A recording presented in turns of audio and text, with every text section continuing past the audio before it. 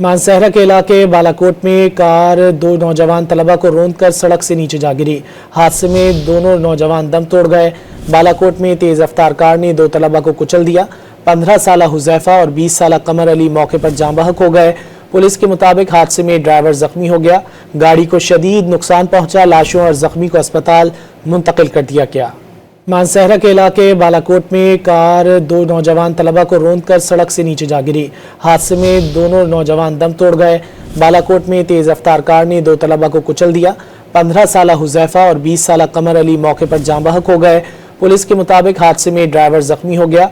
गाड़ी को शदीद नुकसान पहुंचा। लाशों और जख्मी को अस्पताल मुंतकिल कर दिया गया।